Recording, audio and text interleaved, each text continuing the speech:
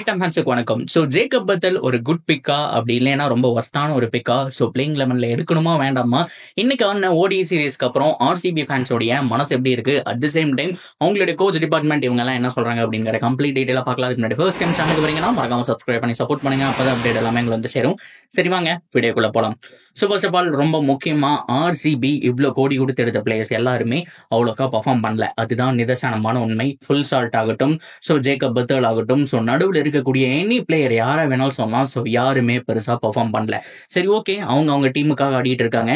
So in case IPL வந்து camp join பண்ணி தொடர்ந்து 2-3 மேட்ச் விளையாடும் போது இந்தியன் கண்டிஷனுக்கு அடாப்ட் பண்ணி மேபி அதுக்கப்புறம் பெட்டராக பர்ஃபார்ம் பண்ணலாம். ஸோ சான்ஸ் இருக்கு. ஏன்னா போன தடவை ஆர்சிபி 1% சான்ஸை வச்சு குவாலிஃபை ஆனப்போ ஸோ என்ன நடந்தாலும் ஆர்சிபிக்கு கண்டிப்பா ஒரு லக்கும் இருக்கு. அட் த சேம் டைம் போயிடுவாங்க அப்படிங்கிற ஒரு நம்பிக்கை ஒரு பக்கம் இருந்தாலுமே ஸோ அவங்களுடைய பிளேயர்ஸுடைய ஃபார்ம் கண்டிப்பா ஒரு கேள்விக்குறி தான். ஸோ அதுல ஜேக்கப் பத்தல் விதிவிலக்கு கிடையாது. T20க்கு அவர் அடாப்ட் ஆவாரான்னு கேட்டா T20யோட ஓடிஐ பெட்டரா ஆடுறாரு அப்படின்னு தான் நான் சொல்லுவேன். ஸோ இன்னைக்கு பார்த்துருந்தீங்கன்னா தெரிஞ்சிருக்கும். 60 பால் பிடிச்சி 51 ரன் அடிச்சாரு. ஸோ இதுல 3-4 4, அதுக்கப்புறம் வந்துட்டு ஒரு 2 6 ரன் நினைக்கிறேன். ஸோ அவர் வந்துட்டு சூப்பராகவே அடிச்சு கொடுத்தாரு. ஸோ அந்த அளவுக்கு பார்த்தோம் அப்படின்னா நிதானமா ஆடினாரு. பட்லருக்கும் அவருக்கு மாட்டின பார்ட்னர்ஷிப் நல்லா இருந்துச்சு. ஒரு பக்கம் எக்ஸ்பீரியன்ஸ் பிளேயர், இன்னொரு பக்கம் சின்ன பையன் அப்படிங்கிற மாதிரி சூப்பரா எடுத்துட்டு போயிட்டு இருந்தாங்க.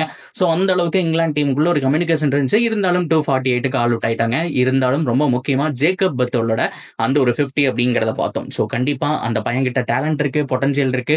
ஸோ கிளியர் கட்டா ஸோ எந்த ஷாட்டுக்கு போகணும், எதுக்கு போகக்கூடாது அப்படிங்கிற மாதிரி ஒரு நல்ல பிளான் இருக்கு. ஆனா பெர்ஃபெக்ட் ஓடிஐ பிளேயர் அப்படிங்கிற மாதிரி தான் நான் சொல்லுவேன். T20க்கு சூட் ஆவாருங்க, அதுல மாற்றம் இல்லை. கொஞ்சம் ப்ரொமோட் பண்ணி மேல அனுப்பணும். ஆர்சிபியோட இப்ப இருக்கக்கூடிய கரண்ட் பிளேயிங் லெவன்ல அது நடக்கிறதுக்கான சான்ஸ் ரொம்ப ரொம்ப ரொம்ப கம்மி.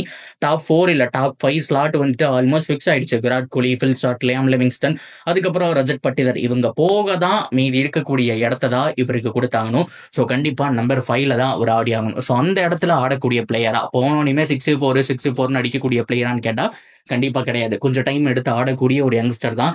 லைக் ஒரு பென் ஸ்டோக்ஸ், ஒரு லியாம் லிவிங்ஸ்டன் எப்படி வந்துட்டு இப்போ ஆடிட்டு இருக்கிறதோ, ஆனால் கரண்ட்ல ஒரு இருக்கக்கூடிய ஒரு ஃபார்ம்ல, அண்ட் இதுக்கு முன்னாடி ஏன் மார்கன் எப்படி இருந்தாரோ ஸோ இந்த மாதிரியான பொசிஷனுக்கு அடாப்ட் பண்ணி ஆடக்கூடிய பிளேயர் தான் ஜேக்கப் பத்தல் அப்படிங்கிறதுனால ஸோ ஆர்சிபிக்கு ஒரு மிகப்பெரிய தலைவலி தான் இவரை பிக் பண்றதுலங்கிறதுல மாற்றம் கிடையாது. ஸோ இப்போதைக்கு ஒரு 50 அடிச்சிருக்காருங்க, நல்லா இருந்தது. ஸோ அவருடைய இன்னிங்ஸ் செம்மையா இருந்தது. ரொம்ப நாளுக்கு அப்புறம் ஒரு கம்பேக் கொடுத்திருக்காரு. ஒரு டச்ல வராரு அப்படிங்கிறதுனால மேபி சாம்பியன் ட்ராஃபி வந்து இந்தியன் கண்டிஷன் மறுபடியும் ஆடும்போது அவருக்கு ஒரு சில பிரச்சனைகள் இருக்காது. இவரு வந்துட்டு கண்டிப்பா பெர்ஃபார்ம் பண்ணணும் அப்படின்னா ப்ரோமோட் பண்ணி தான் ஆகணும். அதுல மாற்றமே இல்லை. அப்படி ப்ரொமோட் பண்ற மாதிரி இருந்தா இவன் எங்க அனுப்பலாம் அப்படின்னா so Phil Salt, Virat Kohli, so அதுக்கப்புறம் 1-down பொசிஷன்ல ஜேக்கப் பத்தல், அதுக்கப்புறம் ரஜத் பட்டிதர், அதுக்கப்புறம் லியாம் லிவிங்ஸ்டன் அப்படிங்கிற மாதிரி மாற்றி அமைச்சோம் அப்படின்னா ஸோ கண்டிப்பா அவருக்கு மிகப்பெரிய ஒரு லக் அப்படின்னு சொல்லலாம். ஏன்னா 1-down பொசிஷன் சீக்கிரம் விக்கெட் விழுந்தா கூட பவர் பிளேவை மேக்ஸிமைஸ் பண்ணலாம். அண்ட் அது வந்துட்டு கொஞ்சம் அடிச்சு ஆடக்கூடிய பொசிஷன் வேற அப்படிங்கிறதுனால ஸோ கம்மியான ரன்ஸ், அதாவது நீங்க ஒரு 10 பால் 15 பால் பிடிச்சி ஒரு 25-30 ரன் அடிக்கிறீங்கன்னா கூட பெருசா எதுவும் தெரியாது. ஸோ டீமும் கம்ப்ளைண்ட் பண்ண மாட்டாங்க, ஃபேன்ஸும் கம்ப்ளைண்ட் பண்ண மாட்டாங்க. ஸோ அந்த அளவுக்கு ஒரு குட் பொசிஷன் தான் 1-down அப்படிங்கிறது. ஸோ 1-downல ஆடுறதுக்கான சான்ஸ் இருக்கு. அது ஆர்சிபி பண்ணாங்க அப்படின்னா ஸோ கண்டிப்பா ஜேக்கப் பத்தல் ஒரு ஃபைன் பேட்ஸ்மேனா இருப்பாரு, மார்ஷல் கிடையாது. அது மட்டும் இல்லாம ரொம்ப நாள் ஆர்சிபில கண்டினியூ பண்ணுவாரு. இந்த சமயத்துல தான் ஆர்சிபி யாரை மிஸ் பண்றாங்க அப்படின்னா ஸோ ஒரு கிளென் மேக்ஸ்வெல், ஒரு வில் ஜாக்ஸ், இவங்க எல்லாமே நல்லா செட் ஆகி இருந்த பிளேயர்ஸ். ஆர்சிபில காலங்காலமா நல்லா பண்ணாங்க. ரீசெண்ட் டைம் ஃபார்மும் நல்லா இருக்கு. அவங்கள ஏன் வெளியில விட்டீங்க அப்படிங்கிற மாதிரி தான்.